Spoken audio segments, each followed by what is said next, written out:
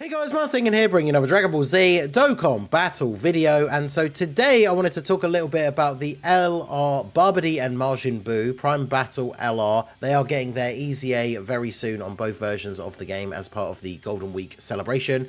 This was in the data download from the other day, and these guys come out basically on the same day, at the same time, in fact, I think, as the Tech Ultimate Gohan EZA. So, of course, the news of his EZA kind of overshadowed everything else that was going on at that time, because he is a very anticipated unit. I think calling him one of the most anticipated EZAs is probably not too much of a stretch.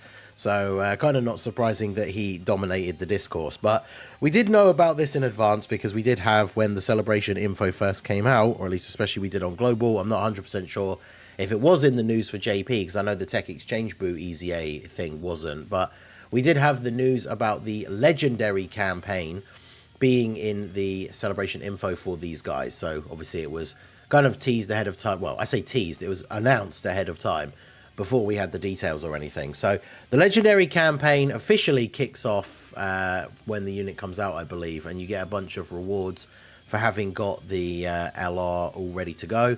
If you've already got the LR ready, you do get some extra rewards now.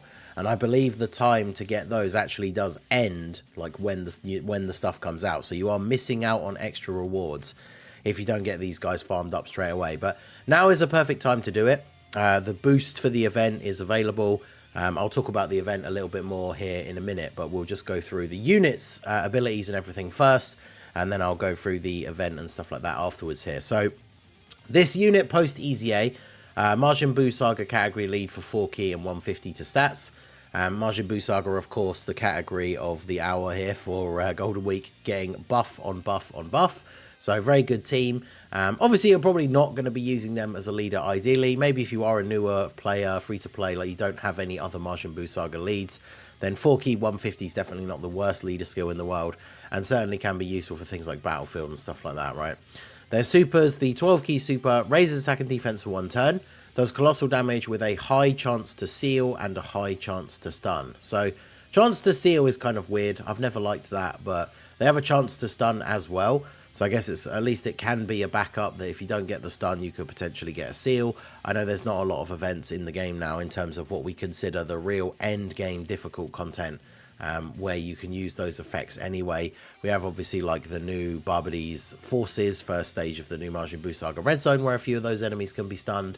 But outside of that, stunning and sealing not particularly useful, but raising attack and defense is always good, especially on a 12 key super for an LR, because it means any additional supers, they still get that extra defense raise. Their 18 key super greatly raise attack and defense for 1 turn, mega colossal damage to the enemy, high chance to steal, seal, and high chance to stun. So the same stun slash seal effect on the 18 key super, but the 18 key super is greatly raised attack and defense and does mega colossal damage. So obviously if you're getting the 18 key and then any additional supers, getting a decent amount of defense raising on super attack, so we do like to see that. And then their passive, second wave of terror, key plus 5, attack and defense 150%, additional attack and defense 50% when performing a super, launches an additional attack that has a high chance of becoming a super attack. So they've already got a potential built-in attack in their passive, and it is the preferred style where it will always be an additional attack, but it's a 50-50 shot of it being a super or a normal, but it does mean an extra attack in the turn, so they are more likely to get their hidden potential additional off as well, so they can potentially get 3 supers in 1 turn. Then they have a 50% chance to dodge. They get an additional 3 key, attack and defense 50%, and launch an additional super attack when the target enemy is in attack down, defense down, stunned, or sealed. So it's quite good that it's any of the 4, because we do get some bosses that can have maybe 1 out of those 4. Even some of the later bosses in some events can be like attack lowered. Some of those gimmick fights, like there's the Blue Kaioken Goku from the Blue Zone from the anniversary. Obviously the Blue Gogeta, although he is STR, but there are some fights where you can attack lower, so this could be useful. And then obviously them getting an extra buff and an additional super is very good, because not only are they getting the stat buff in general from the ability, but they'll get the stat buff from doing another super attack as well. So it's not something that you're going to see a huge amount. But that's going to be very good. And of course, more chance to proc the hidden potential. So they could super four times in a turn when the enemy has one of these status effects. Then they get an additional 3 key and give all enemies attack and defense minus 20% for 4 turns after evading an attack. So that's interesting. With the 50% chance to dodge in their passive, if they get a dodge, they debuff the enemy for 4 turns. So again, in events where you actually can attack lower, that can be very, very useful. And then they recover 10% HP at the end of the turn in which an attack was received. So nowadays, you know, we're looking at teams that are rocking well over 700k HP, getting close and some even over 800k. So getting a free like 70 to 80k HP back at the end of the turn is pretty nice. They do have to receive an attack though, so obviously if they're only dodging, they're not going to be healing, but at least if they're dodging, they're not the one losing you HP. And of course the team, like especially the BABADI team, has a lot of healing, right? Because these guys are on BABADI Saga Joined Forces, Terrifying Conquerors, Inhuman Deeds, and Worldwide Chaos. So they're not on Margin Power, because Margin Power is basically just all the BABADI units, 21, and then Oob, right? Like characters like BABADI, Dabura, all of those guys, they're not on Margin Power. So these guys will, of course, still be on the new BABADI team, but they won't be on a Margin Power build. But that team does have a lot of healing and a lot of ways, a lot of methods of survivability. So these guys seem like they could be pretty decent. The thing we have to remember, of course, is they are just, they're a free-to-play unit. So for a free-to-play card, they do seem pretty solid. Going for a build, I would say they probably are going to be the good old classic, like full dodge, and then putting the rest into additional. I mean, I guess in that, if you do that and go pure dodge and additional, they're not going to have any crit, and they have no crit in their hidden potential. So that is something to think about as well. But, I mean, these guys are going to be getting multiple supers off, potentially. And then they do debuff the enemy if they dodge. They have a 50% chance in their passive, so ideally you want a little bit of the extra dodge there just to kind of ensure that they're not taking any hits, and then the additionals to build up their attack and defense for the duration of the turn.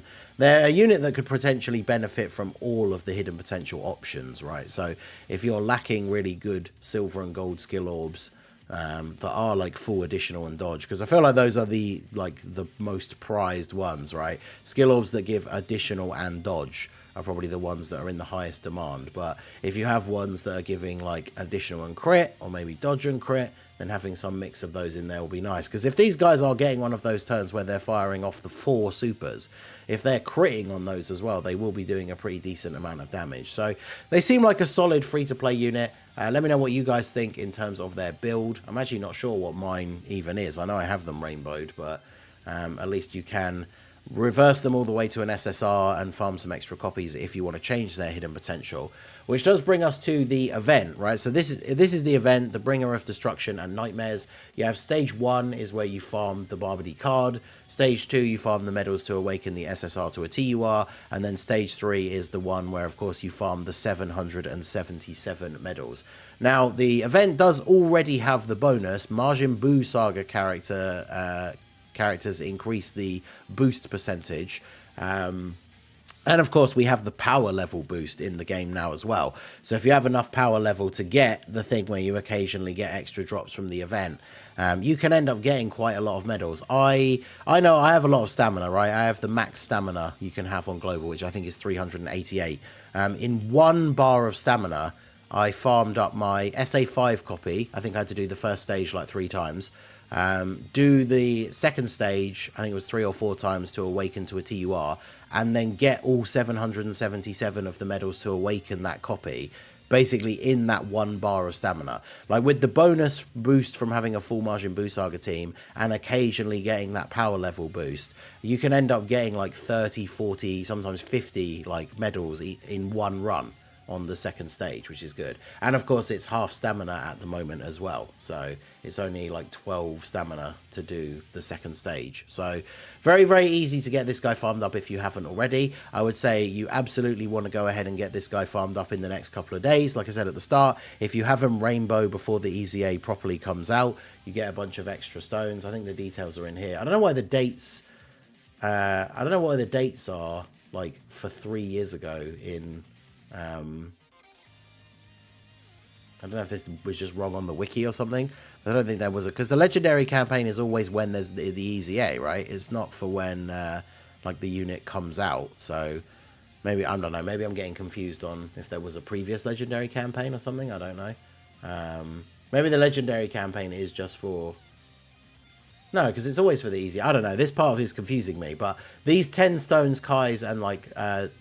hourglasses, I've got these already, right? If you've got the unit already as an LR before the thing properly starts, you get these rewards. If the time comes when the easy A and everything comes out and the campaign properly starts, you can't get these. So make sure you do get these ahead of time. It doesn't seem like a lot, but 10 stones, 3 Kais, definitely worth having. And then once the campaign starts, you get another 20 stones, you get 7 Kais, and then if you've rainbowed them, you get a significant chunk of the orbs. And there might even be all the orbs. I can't remember how many it is to rainbow a unit now, but you get a significant chunk of the orbs back as well. So it's definitely worth doing this sooner rather than later. You get a solid free-to-play card, and then even if you're not going to use them, you get a lot of the resources that you're going to use back. Because they're a free-to-play card, you can get them, you know, fully essayed and everything for free, and then you end up getting 10 Kais.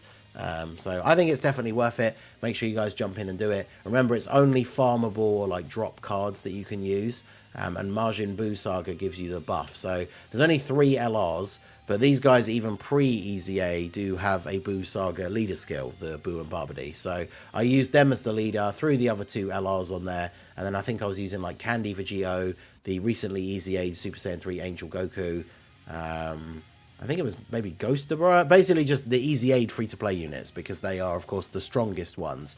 And for the most part, like, these characters were pretty much one-shotting each of the phases, right? Because they are now... This event originally came out a long, long time ago. Yeah, 2020 in Japan, right? So the event is not exactly difficult. So a lot of these easy ATURs are pretty much one-shotting all of the phases. So make sure you go ahead and get this guy farmed up, and then we'll be ready for his Easy A on Wednesday. I, of course, will be streaming to do the Gohan Easy A, and we'll be showcasing him. We'll get these guys fully Easy A'd and showcase them as well. So a lot of stuff coming out next week, Wednesday and Thursday. A couple of Easy A's and some new events as well. So make sure you guys get this done. If you've got nothing else to do with your stamina over the weekend, try and get these guys farmed up, get those extra rewards. And then, yeah, they become a solid little free-to-play card. So let me know what you guys think down below in the comment section. Do you have them ready to go? Do you just need to get the SA5 copy, or have you done that as well? But yeah, let me know your thoughts on the BABADI and Majin Buu Easy A down below in the comment section. So that is going to be it for the video, guys. This has been the Masked Ningen. Smash that like button, subscribe to the channel if you are new. Check out the links down below for the Discord and the merch store, and I will see you all again soon. Have a good one.